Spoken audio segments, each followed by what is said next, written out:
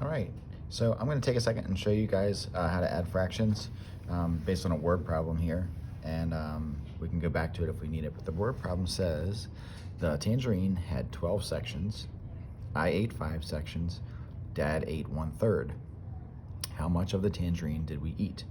So if we're trying to find a total amount that these two people ate, that means that we're going to add.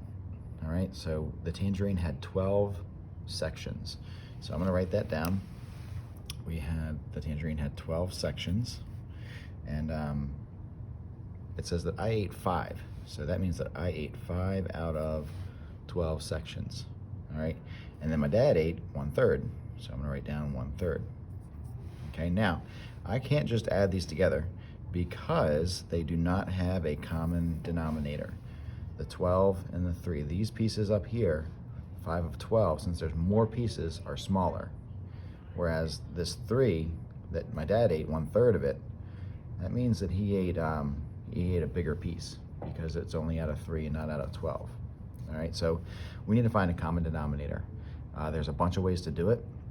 I'm going to show you the skip counting way, since we're familiar with counting by 5s, 12s, 1s, and 3s, because we know our hundreds chart. We can do it that way, which is one of the ways. So I'm going to count 12, 24, 36, 48, and those are my denominators. And then on the top, I would count by 5s, 5, 10, 15, and 20. Now these are all equivalent fractions to 5/12, so I can use any of those that I need to. All right, now let's come down here. I'm going to count by 3s on the bottom, 3, 6, 9, 12, and I'm already liking that 12 because if you notice, we already have a 12 up there. Now, could I keep going? Absolutely. I don't have to though.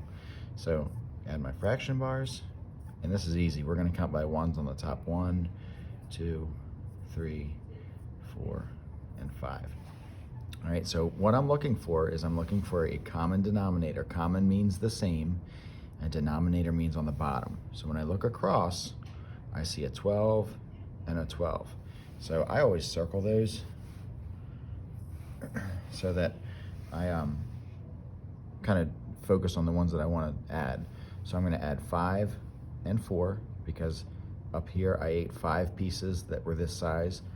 My dad ate 4 pieces that were this size as well. So since they're now the same size, I can add them together. 5 plus 4 is going to give me 9. So in total, my dad and I ate 9/12 of the tangerine. Now, there's also a thing called reducing it or putting it in simplest form. And basically that means, is there something that we could divide into both of these numbers to make them a little bit smaller? Still equivalent, but a little bit smaller. All right, and hopefully you're thinking yes, because we can actually divide both of these by the number 3. And that means that we're going to end up with a 3 on the top and a 4 on the bottom.